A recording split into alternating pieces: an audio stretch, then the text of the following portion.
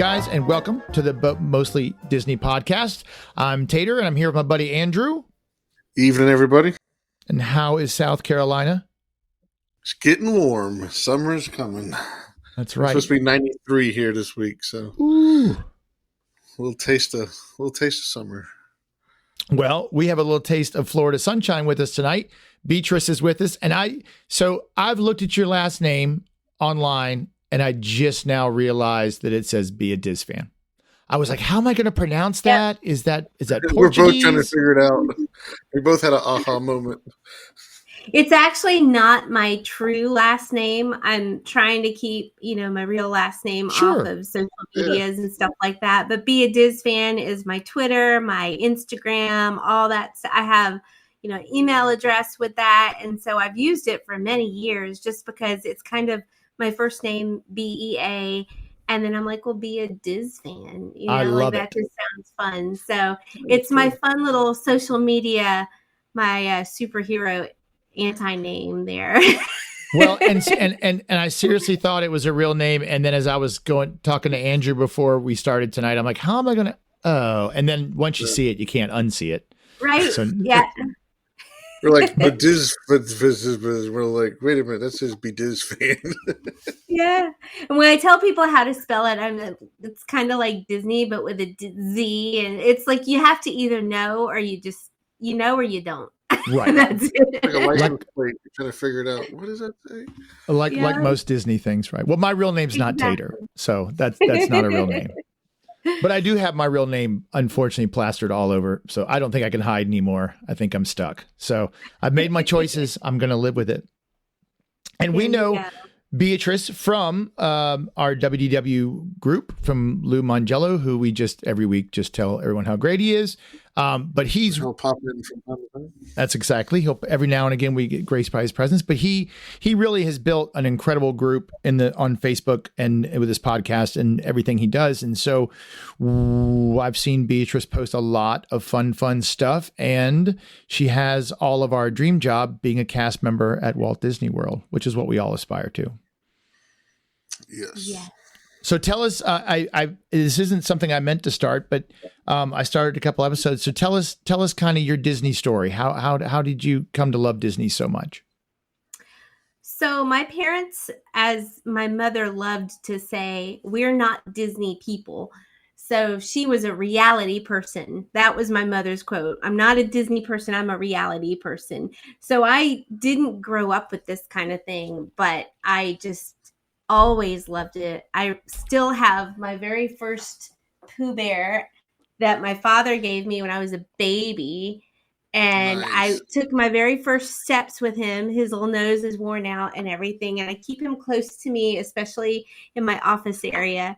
So he's my little, he's always been there. Pooh has always been close to my heart. And so it was either, Winnie the Pooh or teddy bears or Disney bears. I have a cat named Baloo, who's named after the Baloo in Jungle Book. So I just love the Disney bears, but Pooh Bear is absolutely my favorite. My first trip was in 2000. And when I checked out of the resort to go home, I was in tears. Oh, it was just awful because I was an adult. The year was 2000. I spent so much time saving up for that very first Disney vacation. It cost so much money that I had no idea when I was ever going to be able to afford to come back. Right. And from that moment on, I just wanted to figure out how to retire and move here and have a Disney job. Now, where are you from? I grew up in North Carolina. So I used to work, I actually had 15 years in television. So I worked at Fox 8 in North Carolina. And the reason I got to Florida was I worked at Fox 35. Oh. So I didn't come here to work for Disney, but the goal was to eventually retire and work for Disney. And I'm thankful that Fox got me in the Florida area. And then it was kind of a work in progress from there. Oh, that's so cool. Where in North Carolina, if you don't mind me asking? I lived in the High Point area for a long Okay. time. Yep. So that's furniture capital of the world, Oh Fox yeah. 8 and stuff.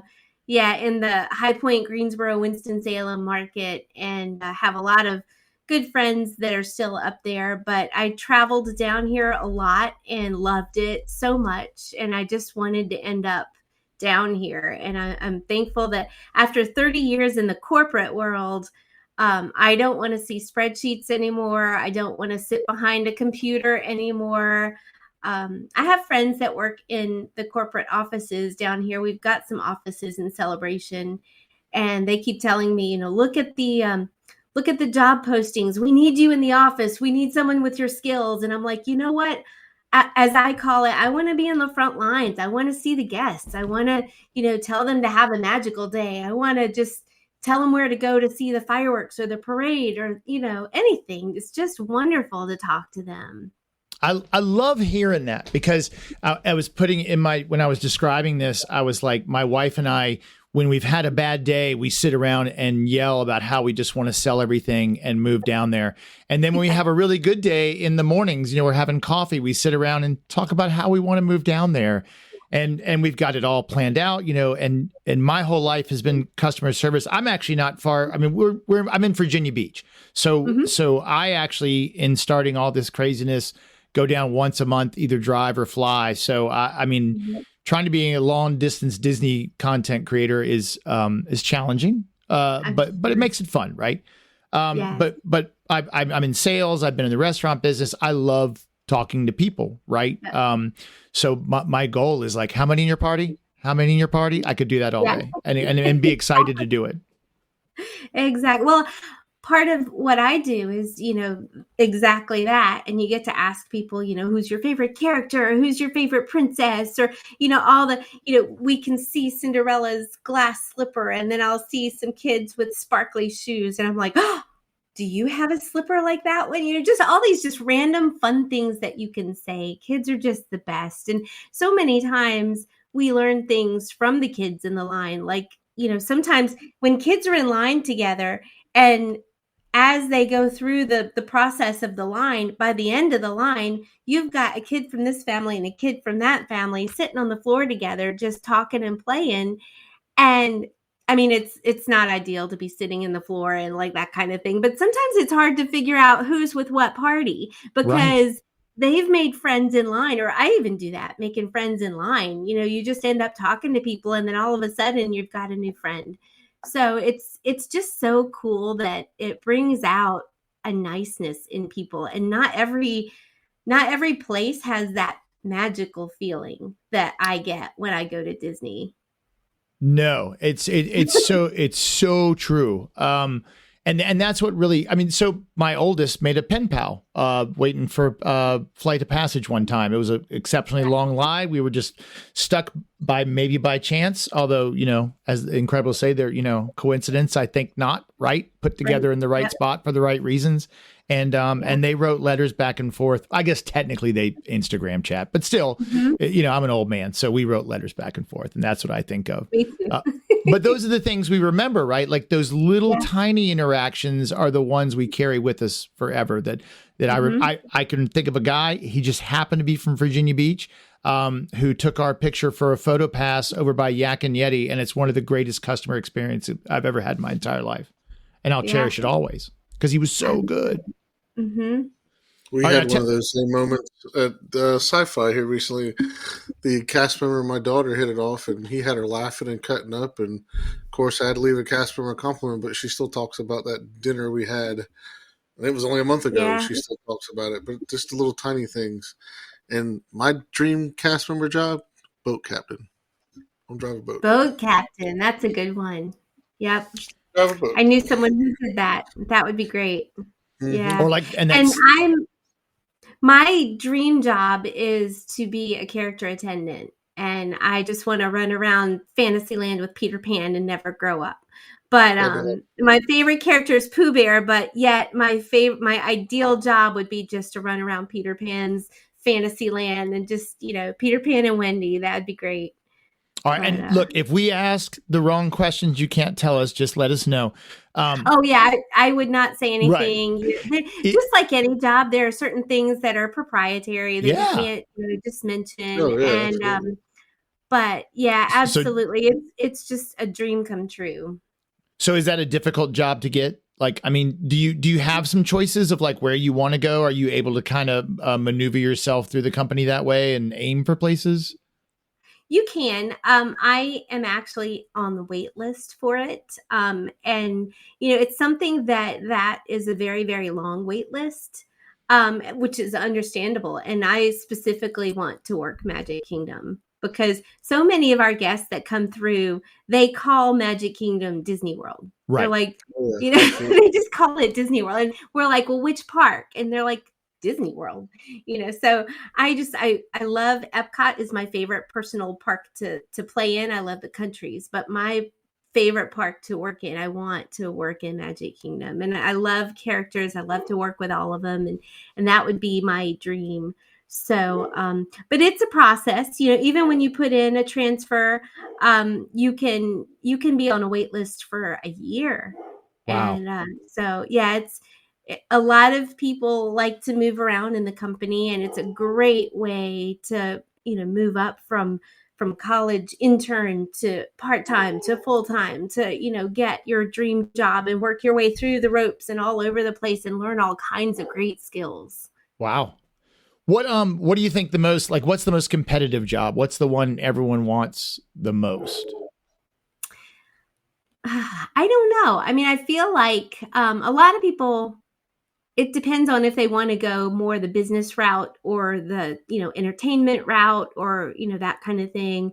A lot of people say they want to be Imagineers, or that sort of stuff. Or I know some people who just dream of being friends with characters and Right. stuff like that. And I love to hang out with the characters, but it just depends on what kind of way your goal is to be. So But let's say yeah. you're not trying to move too far up in the company. So like Mhm. for me, if I ever was lucky enough to work there, it would really be to do something, in my retirement, right? But also to give back, right? Because I just love it, and I love what the parks have given me and my family, and I credit. I mean, maybe too much, but I credit it for my kids staying kids for a couple extra years. I Yeah. mean, my son's a big, burly. He's actually in school in Jacksonville, so he's down there. But he just came home from school today, and he's just like, "Oh, I can't wait to get to Disney. I can't wait to get there." I mean, they all still love going, and it makes my heart really happy. But if you weren't Mhm. trying to get into corporate, or trying to be on stage, or even an Imagineer, like if you were just going to stay in the park, is there a line for a couple of certain positions that just everyone wants to do, over like skipper, boat, cap, jungle cruise, or something like that? I hear a lot of people say they want to be bus drivers. I would do Yeah. that. Yeah. That'd be a fun one. You just drive everyone around. You'd have to make sure that everyone has the correct accessibility to get in and off of the buses, and I wouldn't expect that you have overly guest interaction. You just say hi and bye as they're coming on and off, so you don't really have to um handle people who are upset sometimes, if they're waiting in line for a long time, or that kind of thing. So I don't know, I hear that a lot. But it just kind of depends on what your favorite thing is. Like for me, it's characters. I don't Yeah. um I love that kind of stuff. I love to hang out with them. I love to even, oh my goodness, I was off on Sunday and I went to the parks and I got to meet Lady Tremaine with Anastasia and Drizella because it was Mother's Day. So they had Cinderella's stepmom out. And so I, of course, went up to them and, start talking about how I have a new kitten and how do they handle Lucifer and like all, I'm just going up talking like I'm just a random guest. And one of, one of the leaders that were with them recognized me and said my name. And I'm like, oh, okay. I am a big kid. So, but We all even are. just because I saw them there, I got so excited and jumped in the line. So, I love it. Kira's and so Kira's in the comments, and she said Kira, I didn't even know you worked at the parks. How did we not talk about that? I feel like I know you well enough that I should have known that, and maybe I didn't. It slipped my mind. And then Karen said she loved working turnstiles at MK. Fun. And I think that would really be a lot because you figure walking in. I'm thinking straightly at the gate for magic bands, doing that. That's the first person you see or the last person you see. Right. Yeah. And that really, it can make or break your day. Right. But walking in when someone's really excited to see me there, maybe they're waving that little Mickey glove. I get really excited because I just can't wait. I love that. I feel sorry for the turnstiles because sometimes we'll get back-to-back people that have problems and they're just trying to keep a smile on their face and they got their hand up and I'm like, you just went through 4 people with all problems and you're like, have a great day. And I'm like, I don't know how you people do that. I lose my mind. Well, it's funny. I was thinking about that. So as a cast member, you really almost have to be on all the time, right? Because look, I think we'd be kidding ourselves to say that my life is full of lots of problems and Disney's a place where I can escape that for a little while, right? And even doing the little bit of like YouTube stuff that I'm doing, I was worried that I'd be going behind the curtain, right? That it would ruin some of the magic. And it absolutely does not. I'm just as excited to see that castle every single time I get there. But like bartending, I go into work and my job is to pour drinks and make people happy, right? And so it doesn't matter whether I've got rent due or can't pay a medical bill or whatever's going on. I've got to be on for those hours. And sometimes the job would be fun enough to make me feel better, even if I was faking it a little bit. I feel like I could walk in and clock in at Disney and be happy for a few hours at least, and maybe forget about what's going on outside. Yeah. And for me, walking into the Utili-door is something that I had always dreamed of. Just the fact that some people don't love that it takes extra time to work in the Magic Kingdom because you park somewhere, then you get on a bus and it takes you in the Utili-door. And so it takes extra time. And, if you're late, you're late. You still, it takes extra time to get there, but you got to get there on time. Right. So with any job, you got to get there on time. And, this is a lot of the theme parks down here, not just Disney, but like Universal, and they all have like point systems. So, if you're late, there's that counts against your points or whatever, no matter where you are. So you have to be on time to any job. And from someone who worked a corporate job for a long time, like I never, some jobs you have time clocks or some jobs you just don't, but it's just understood that you're going to be sitting at your desk working when that opening time comes along. So it's a life lesson for a lot of the newbies and the kids out there that are, just coming out of college. But for me, it's not a problem. I'm always there early anyway. So, right. And going in the Utili-door where the most magical cast in the world. It's just these signs just make you happy. You look around at some of the photos, and sometimes if I have extra time, I walk, around there, and you see photos of like opening day or ceremonies or, pins and things. And some of you have maybe gone through the Keys of the Kingdom and seen a little bit of that, but it's such a special place. And that just kind of envelops me as soon as I get there. Even if I'm having a bad day, that helps me. I love it. And that's got to be a sign, obviously of tradition, but some really good management too, right? Because it seems like it would almost, and again, I'm a total outsider, so correct me if I'm wrong, but it almost seems like it would be hard to work there if you just needed a job. Like to come into Disney, especially in anything you're in front of the public. Because even you walk through a hotel and there's a maid getting ready to clean a room at the Polynesian and she throws you an aloha. These little tiny things, and everyone, I get it, it's a job, but I do feel like most cast members go out of their way, no matter what position they're in, to just to do more than they need to, right? Yeah, but they want to be there too. That's the big thing. Because I have people who work for me and they're just like, it's just a job. But to work at Disney, you got to smile when you get out of your car, knowing where you're good. I don't get paper paychecks anymore, but to get a paycheck from the mouse, I think I would be smiling from ear to ear. Right. I love that. Just does it for me. It really, really does. And it's so funny because I had a guest ask me a question one time and I answered them. And as soon as I turned away, I could hear her tell her husband, they trained them to be nice like that. It's so not true. Right. But I went and told my coordinator, and they're like, well, some people need more training. Because, we all have good days and bad days. It's just, it was kind of a funny backstage joke. But yeah, it's just funny that, people actually believe that, if you work for Disney, your service level is up there because people just have that in their head that Disney is just better. Like I have friends that went to Epic Universe this weekend and they're like, okay, we can go back to our bubble now.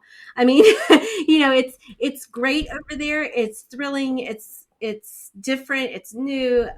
But there's just something about the feeling that you get at Disney.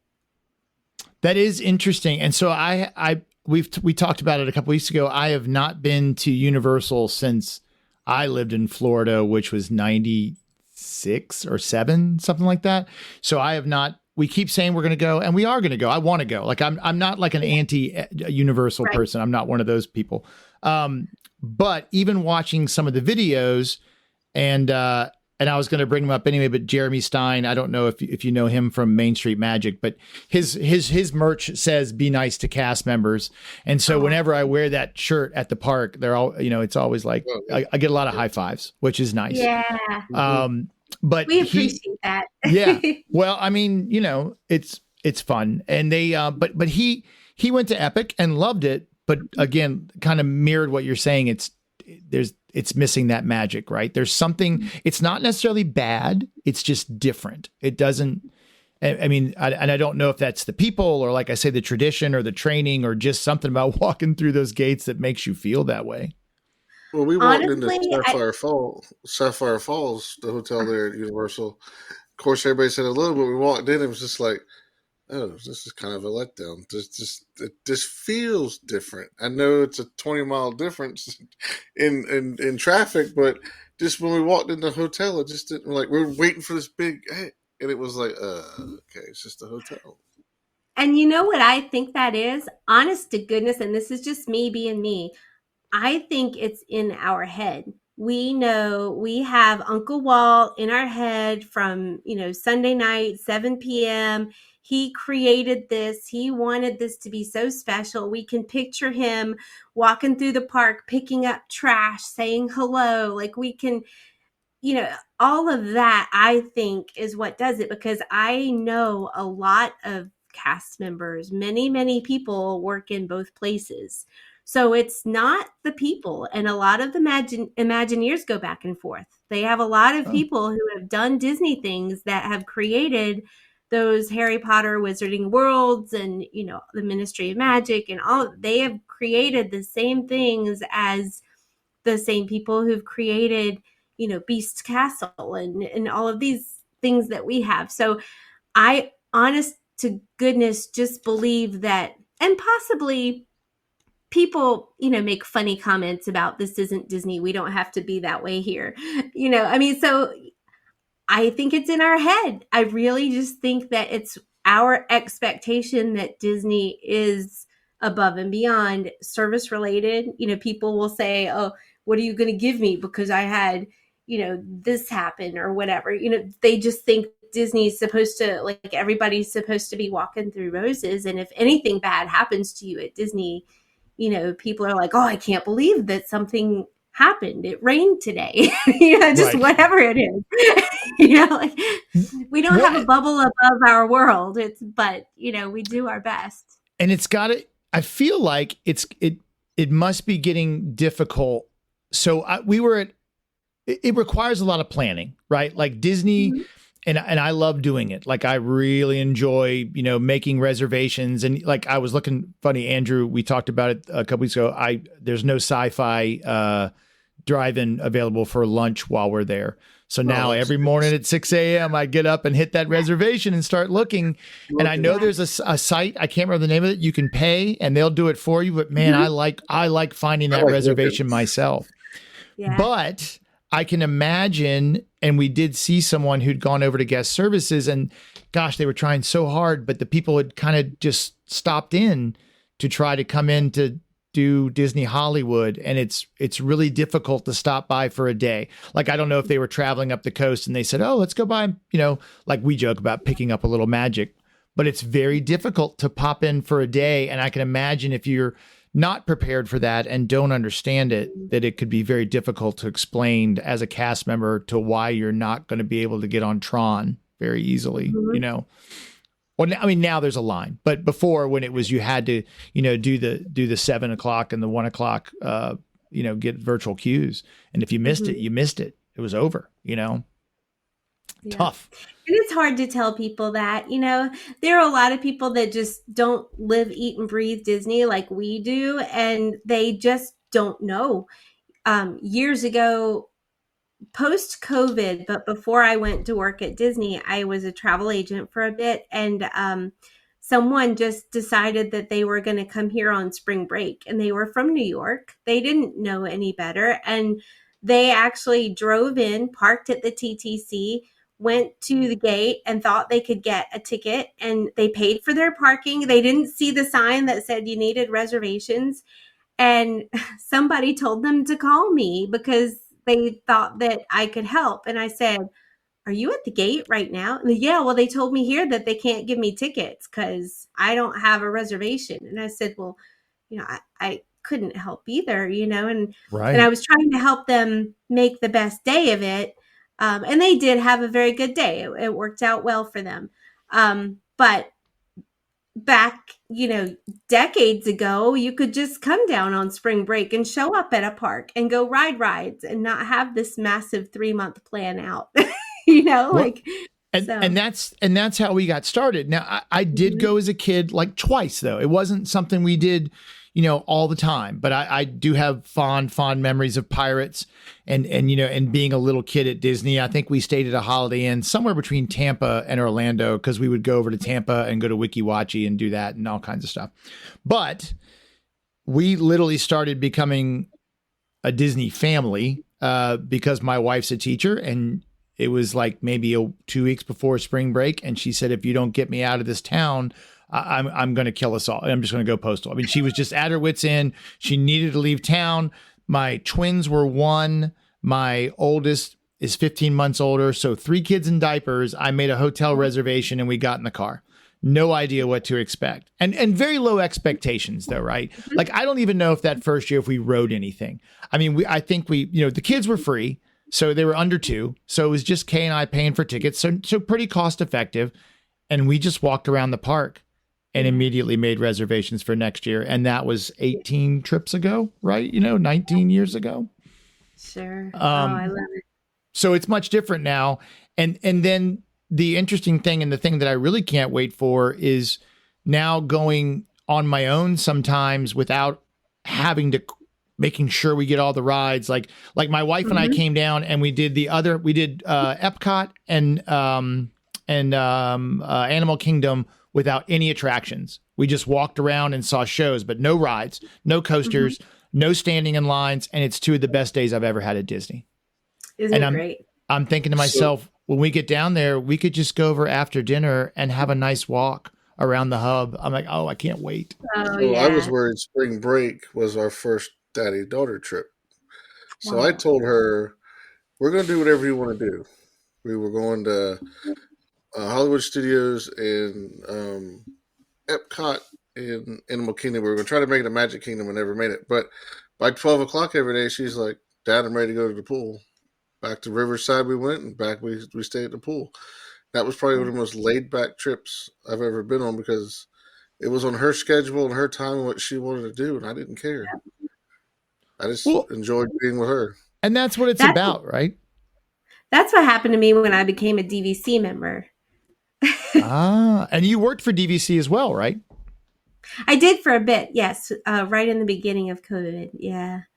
So, but yeah, when I became a Disney Vacation Club member in 2005, I just have never actually no 2000 2010 I moved down here, but 2000 I became a DVC member at Old Key West, and absolutely that changed the way I did Disney because I knew that I could come back.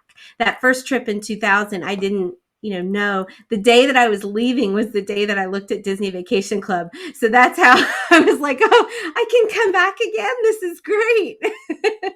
So, and so you bought DVC then, or what year did you buy DVC? Yeah, it was then in 2000. Oh, wow. I wish we should have, we may have made a mistake not doing that. Yeah, we did that too. We should have bought it a long time ago. And we're staying at Old Key West next month for the first time, so I'm excited. It's very nice. The rooms are a little bit bigger there. It's such a great property. Yeah, I really should have bought DVC. I think I lament that sometimes. But I can't go backwards. I've made my choices. And I still may buy points at some point in time just to be able to have little staycations, which I guess, do you do that?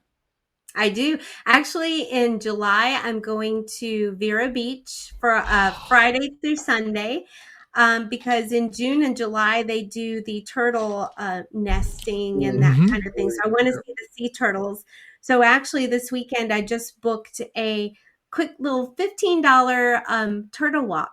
It starts at 9:00 and it goes to like 12 or 1 o'clock. It's done at a local park down there. So they'll take you to a loggerhead nest. And I've always wanted to see the sea turtles. So, yeah, I have a little staycation to go there. And then in August, I'm going to a staycation at Hilton Head because I have a friend in North Carolina who's always wanted to see that resort. And we decided, you know what, that's going to be like a halfway point. So I'm going to meet her there. She'll see the resort. We'll have a couple of fun girl days and then we'll go our separate ways. And we've met halfway and had a couple of days fun with a friend. So yeah, cool. It's great. So sometimes I don't do Disney, but I still love to do Disney. Right. Okay, so that's a great question. So my wife, before we had kids, traveled the world. She taught French. She used to go to Europe for 3 weeks until we had kids. And so we do want to do other travel, I swear.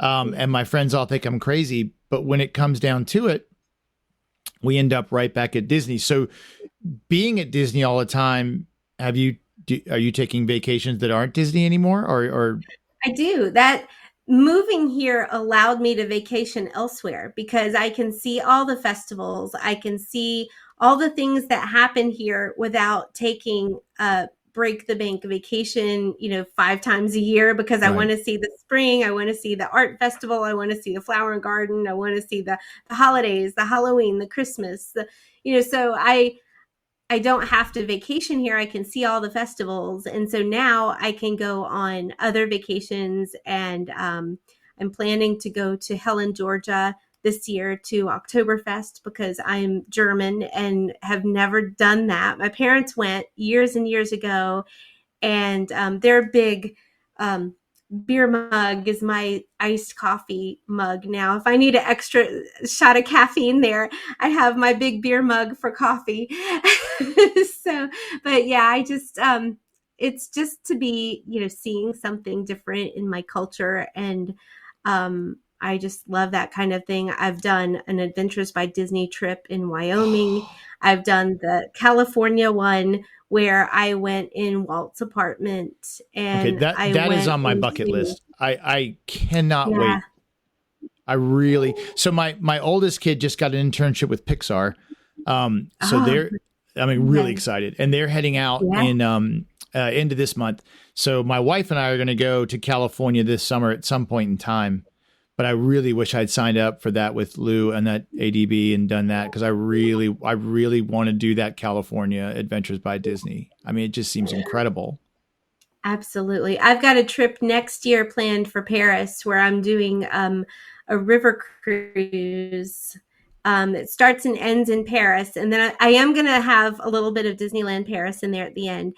But so, I mean, it's kind of fun to incorporate Disney wherever you go.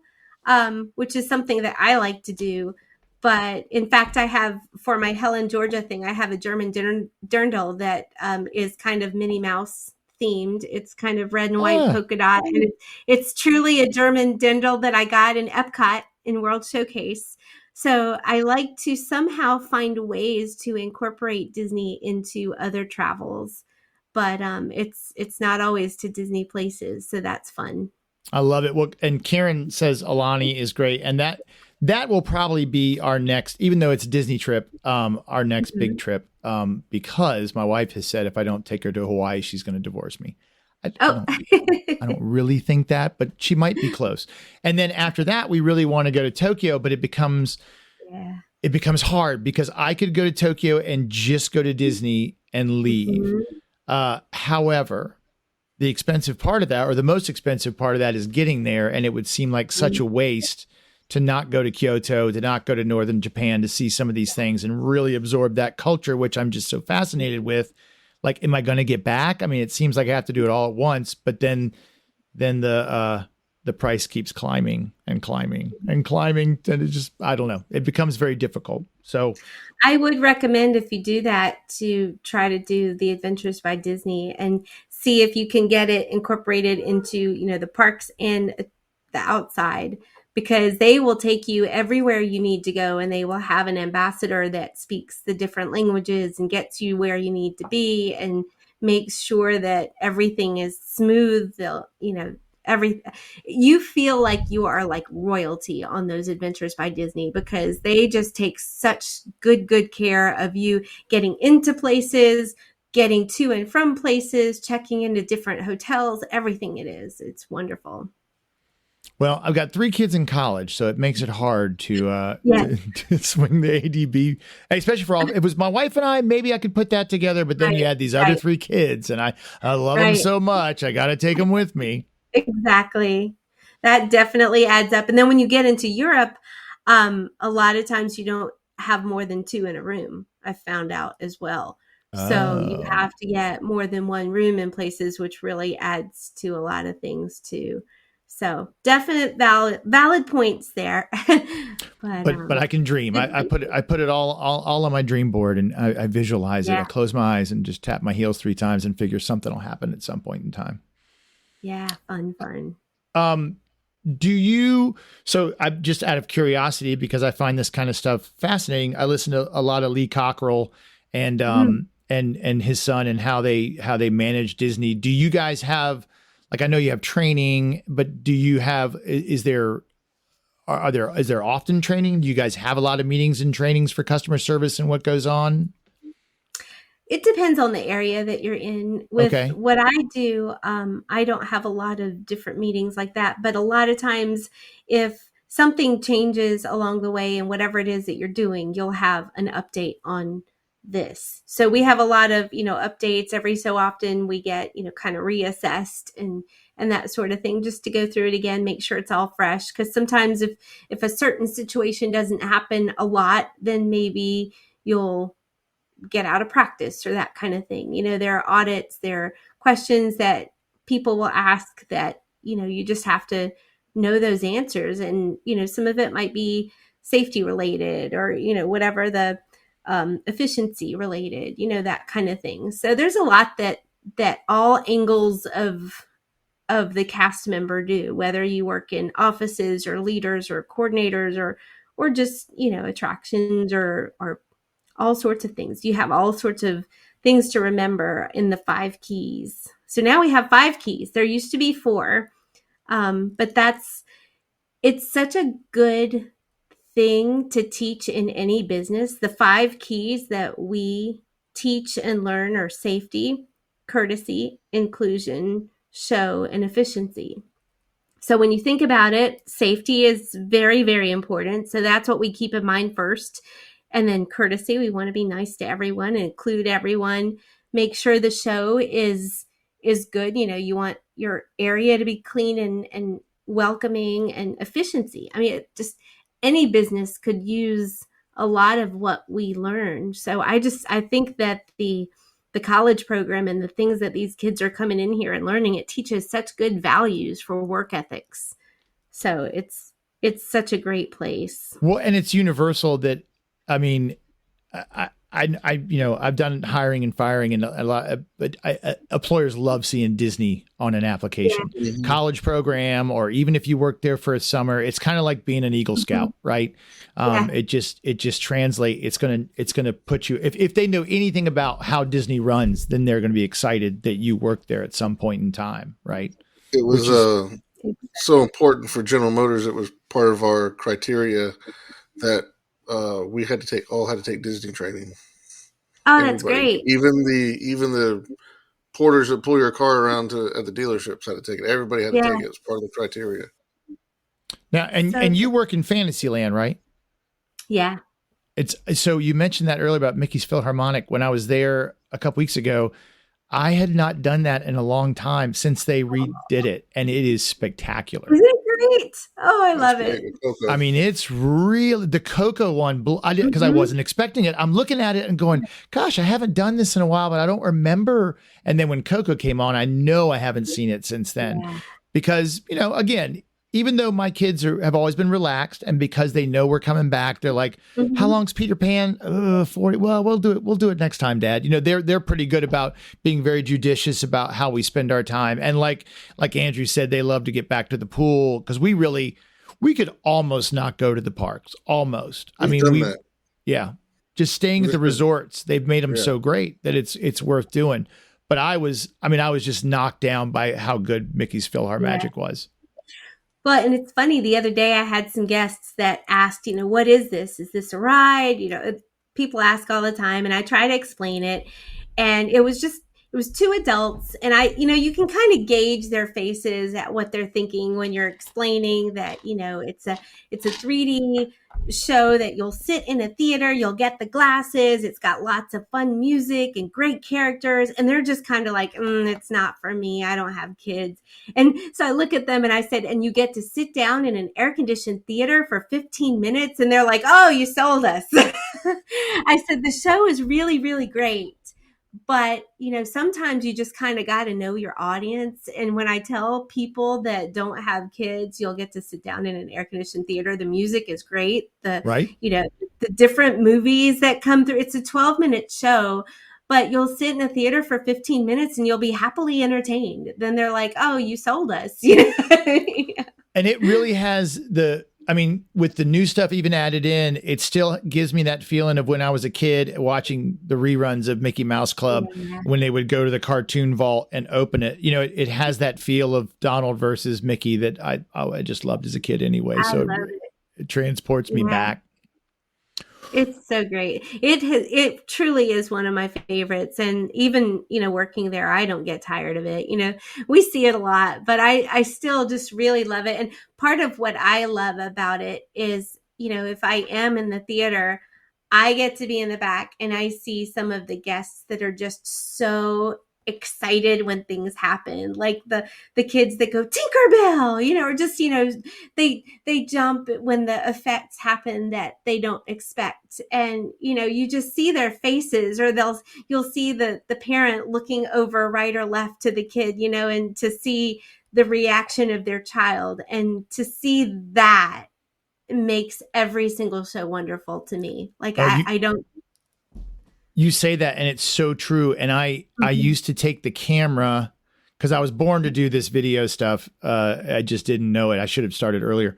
But I would take the camera, and I didn't want to miss anything, right? But I would aim the camera at my kids and just film it, and then later on go home and watch their reaction videos of their little faces staring out, whether it was at SeaWorld our first couple years, or the bird show at Animal Kingdom, they loved that. I mean, just watching their little faces is just, because I miss those times so much.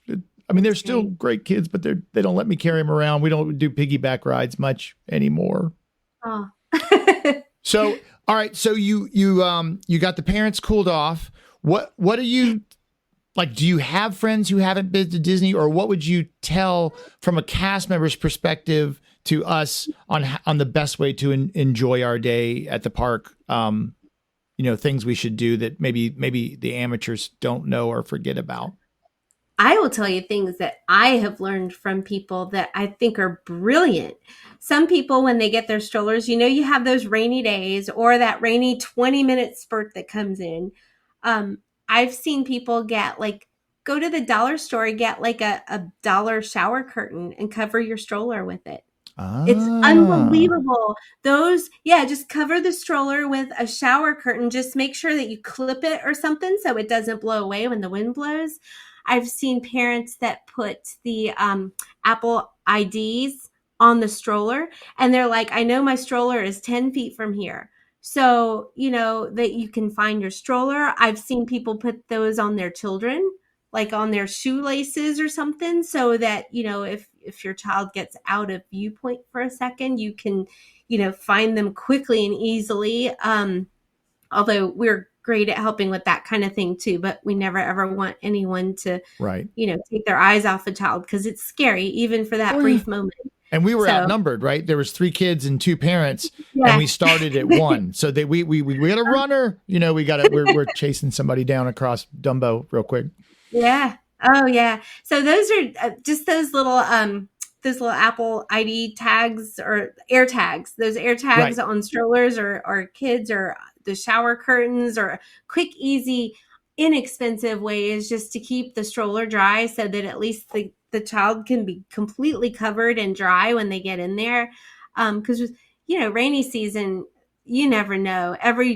Every moment, like today, I thought it was going to be a sunny day all day, and we had a massive rain spurt that came through. It didn't last long, but that could really, if you don't want your shoes wet or whatever it is, it could be one of those things that those are just fun tips to just keep you in a better place the whole day. Right. And make your day better and save a little money too, which doesn't always happen. All right. So Caleb wants to know if you can tell us, I assume it's that big building across from Disney. Yeah. From Disney Springs, from the inside. Is it just offices, or is it magical inside there as well? Oh my gosh, it's magical. So that's the casting. Inside there, it's actually, inside is like a Swatch watch. There's like a sundial. Inside there. And the pictures, the amazing things. When you walk through there, it's casting.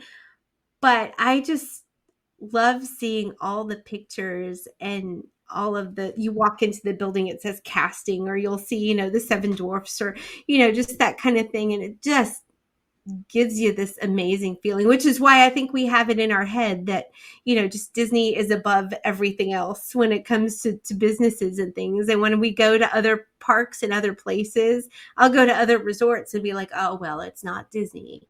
Like how many times do we say stuff like that? So we just have Disney in a different level in our own heads. But it is magical in there, that whole casting building. Well, but you hit on that nostalgia. I mean, obviously you're right. There is a Disney lens that I think, some kind of reality distortion that we have, because my friends constantly, why do you go? Right. Like, honestly, I don't have a lot of Disney friends here, but then you'll meet them. Like last night we had a show. Guy was wearing a Haunted Mansion shirt, and so we started talking, because 2 ducks in a chicken house will find each other, right? Yeah. But I also see, from a management standpoint, having run things, I feel like Disney empowers their employees to make some decisions, right? So a lot of times you'll have employees, maybe a customer gets a flat beer in my industry, right? And rather than the bartender being able to say, sorry, sir, here's your beer. Well, it doesn't look flat to me and I can't taste it. Just give them a beer. It's 35 cents. You're going to make their night. We had a balloon one year get lost off a stroller, and I went back to buy it. I had my money out. It wasn't their fault. And they gave me a balloon. And I'll tell you, I didn't think about it. We were at Typhoon Lagoon, and my water pump went out on our minivan.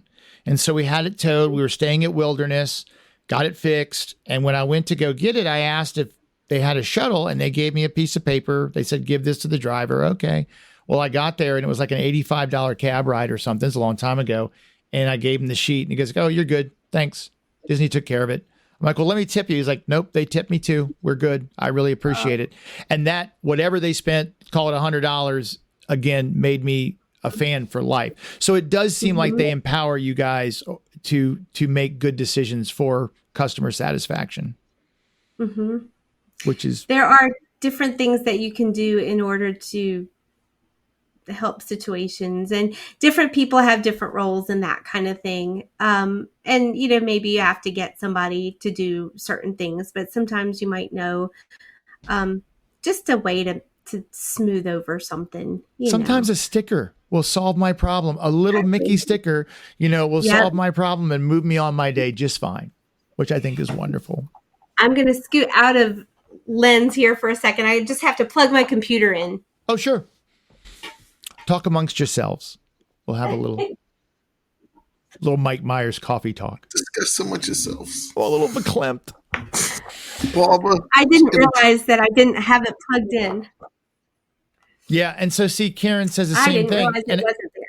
And I feel the same way. Some of my best moments were always, to turn someone around who was so angry, and they're not angry at you, right? It rained on their one day in Magic Kingdom, or they didn't get on that ride, or it went down right as they were about, and they've got to leave and they can't come back tomorrow. And, it's hard because, we have the luxury of, I can do it tomorrow. And there's so many folks who can't, I mean, my friend, is always my biggest piece of advice is pick one thing for the day you've got to do, and then do your best with the rest of it. Let some things fall into place. I walked in at Disney Hollywood, thought I was going to see a cartoon. I ended up, it was an Olaf photo pass. I just was in the wrong line, and I got a very awkward but loving hug from Olaf because I hadn't expected. And here's this big single guy by himself. A little creepy, maybe.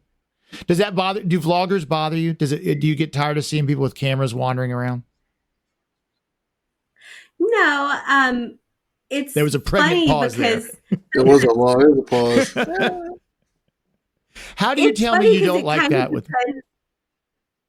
Go ahead. I'm sorry. It's funny because sometimes it depends on who it is or that kind of thing. Like some people just think that they're so important. So when that happens, it's a little bit different.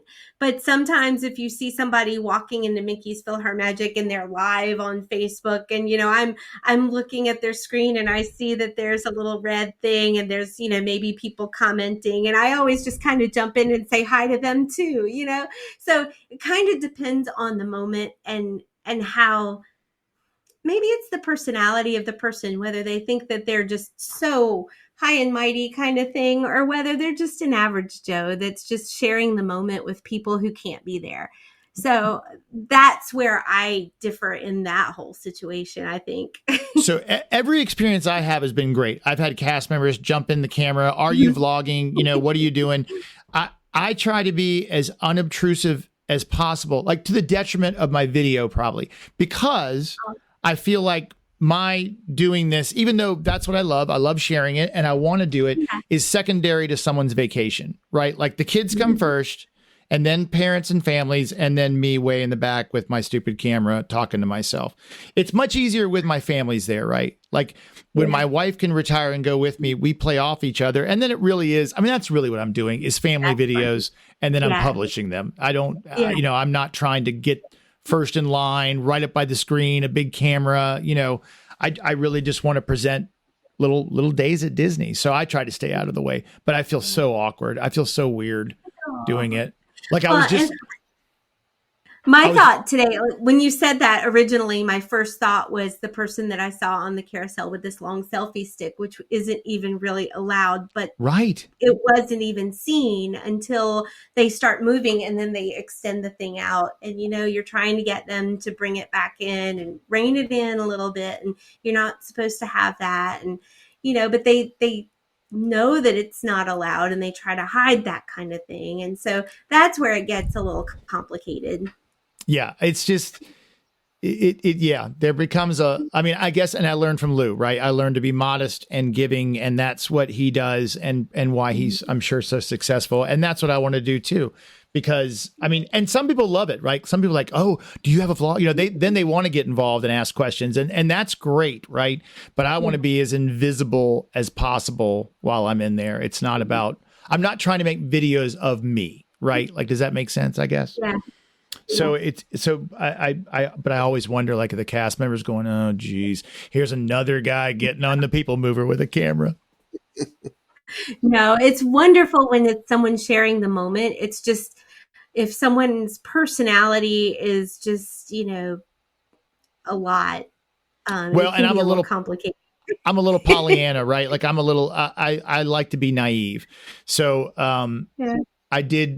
I did hear, though I've never experienced any negativity, that sometimes people's, like you're saying, personalities get in the way, and but I liked, until I see it, I'm just going to assume that everyone's wonderful and nice, because I like things that way.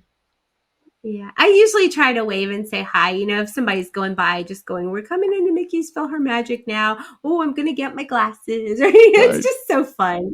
Like, it's just, it's a fun little moment. Well, and I mean, I watch them, especially to know, like, where people are from. People from all over the world do that kind of stuff. So that's kind of neat. Like, you could be, in London or whatever. All these people are from everywhere. It's so cool. It is amazing. I've got someone who I interact pretty regularly through this with her dad, and they're in Alaska, which is wild. We had someone from Japan jump in the chat last week. I mean, that's amazing. For all the bad things that the internet has brought us, and like everything in the world. I mean, again, at some point in some time in history, someone was telling their kid to put that Shakespeare down and get back out in the field. If you read one more book, it's going to rot your brain. The level of community you can build, where I do feel that people could be alone and can find a spot that's positive and not, trying to keep up with the Joneses, or I don't know. I love it. I have a lot of fun. I spend a lot of time on the internet, and my Facebook feed is just lovely. It's all nice stuff. I don't know what I did. I wish I should teach a class on that, because people complain about their Facebook, and mine's great. My Facebook feed's all over the place. Is it? It's crazy. Mine's pretty concise. A lot of Disney stuff. Imagine that. I have a lot of that in cars and outdoors, and it's just, my algorithm is all messed up. All right, so I got one more question, and then if you have anything to tell us, please do. Are they hiring? Is it easy to, could we go get a job right now? Is it a good time to apply for a Disney job? I get updates like every single day, because I like to see what what jobs are available. And then they even have Disney casting. They have, what is it? Casting Scouts? Yeah, Casting Scouts. So sometimes if you're a cast member, you have little cards, and if you want to recommend someone, then, if I know someone that I think would be a great cast member, and I give them my Perner number and my information, then they can put that in as their, putting in an application. And I also like to tell people it's better if you already live here in Florida. So if you have an address or a PO box or something like that, they know that you're, able to start sometime soon. That way they don't have to think like, when can you move here, and that kind of thing. So if you are looking to retire or move to Florida or whatever that kind of thing is, go ahead and get that done before you put the application in, if you can, just because it'll help them look at you more seriously. But it is just a wonderful thing. I am so thankful for it every single day. And there are so many fun little benefits of being a cast member that... Oh, yeah. Run through a couple of those if you can. Oh, my goodness. So there's a magic backstage kind of thing that every week they put opportunities on our casts app that we have. So our schedule and our paychecks and all these different things are on this cast app that we have. But one of the things is a magic backstage opportunity. So every week they select, it might be 20 cast members, or however many number that they're allowed to do in a certain tour or whatever. And I've been able to see Pandora's Flight of Passage backstage.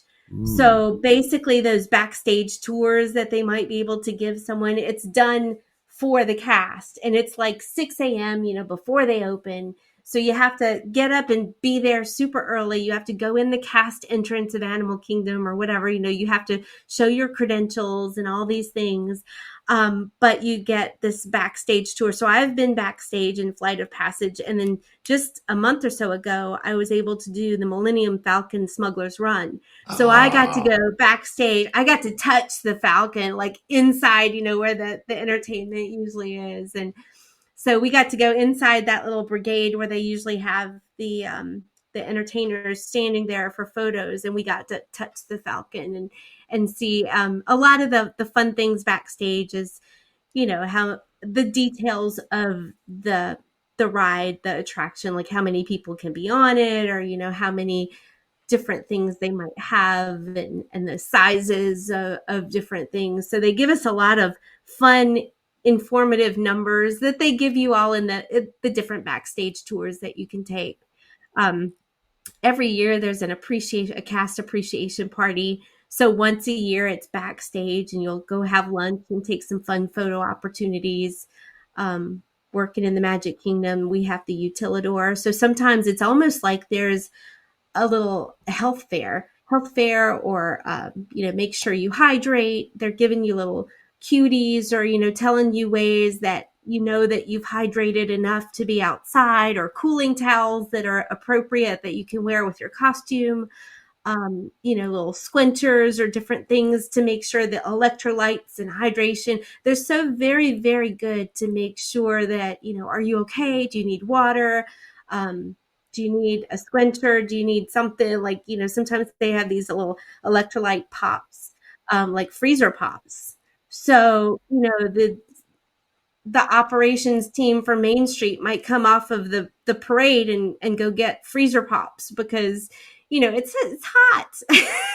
So different areas have different ways of protecting their cast, but they're just so very, very good. And then every January they have the parties for people who have had 5 years, 10, 15, 20 and up, every 5-year services. During days like that, we have to, close out the park. And, I've had the opportunity in certain times to, when Splash Mountain was getting ready to close, they allowed us to go get one last ride. So we were able to, on our break, go, which we typically, in the Magic Kingdom, you can't do that kind of thing, go in another area in costume. But when Splash was closing, they let us go over there in our costume, and we got to go and ride one last ride. And so I got a photo of me on the Splash Mountain ride in my costume on a boat to myself. So it wasn't the last day. Right. Yeah, it wasn't the last day because that was, totally filled with guests and everything. But in the coming weeks before it was about to go, I got to ride the Haunted Mansion with the lights on. But see, certain times like that, you can't take your phone out. You can't get that. I can't get the photo of me in the Haunted Mansion with the lights on, but I could see the way the walls were and all the effects and all the ways that they did the whole. But I like that. I as much as I'm trying to make a business out of filming things and taking pictures of stuff, I love, something like Andrew and I had dinner and we were going to at Kona Cafe. It's the first time we met. We are going to do a dinner review. And I'm like, no, this is just kind of for us. Right. Yeah.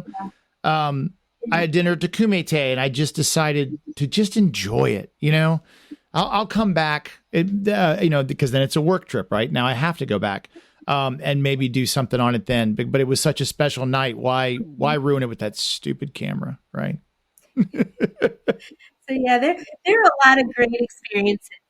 My family doesn't care for the camera, so when I record, I kind of record away from them because they don't want to be a part of it. Not that they don't like it; they just don't want to be in the videos. We have had some salt treaty level discussions about when I film and what I do, and some growing pains with that. But I keep telling the kids, like, if you want to come, this is a tax write-off. So if you want to come more, then maybe you should be funnier on camera because it does make the videos better. I'm struggling on my own. It's so much better when my family does it with me. And it's more fun, right? Yeah. Well, thank you so much. This is awesome.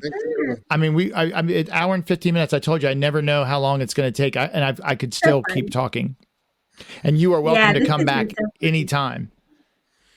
Yeah, Yes. it's tons of fun. I would love that. Yeah, it's lots of fun to be a cast member. It is my dream come true. Honest to goodness, it really is, and I'm just so thankful for it every day. And how long But have you worked there? October the 1st will be 3 years. So 3 years, and it's still magical, right? It's still amazing. Absolutely. I love it. Yes. Yeah. I remember just starting and looking at the fireworks like, I can't believe this is my job. I can't. And actually, I love to do the holidays. I don't have any family. So things like serving meals on Thanksgiving to cast and that kind of stuff. I love any opportunity to kind of be able to thank them for the stuff that they do, because I know some of them do have families and they're being there working, it's a special kind of thing. So, and I just found out today that I can volunteer myself to work July 3rd or 4th for the fireworks. And I'm fireworks trained. So I plan to sign up for either one or both nights because I love doing fireworks. Basically, crowd control for the fireworks. You put up the ropes and you make sure no one crosses it. But it's just fireworks are so special to me. So I love being a part of that. It's amazing. Yeah. And it's incredible. We did it for the first time this year in a long time, getting a position in front and standing in front of, 20,000 of my best friends. And I just had forgotten how moving they are, to be right there and watch the whole show and see the projections on the castle. I mean, it just makes you cry, right? The thing that I think of daily, and I know it's going to sound so stupid, not to us, but I truly think of this daily is how important this day is, because today is somebody's only day. Right. Yeah. That's so true. I mean, like every single day, it's not just another day. Every single day is somebody's. They've saved up for years. They've come here from India.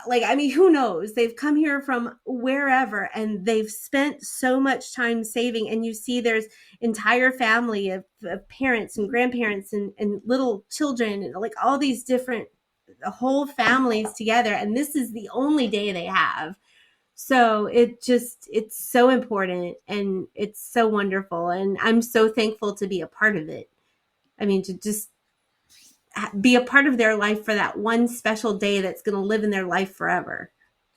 I love it. It's, it sounds like the best job I've ever had was working at a church summer camp, with 8-year-olds and 9-year-olds for the summer and teaching them to swim and sail and canoe.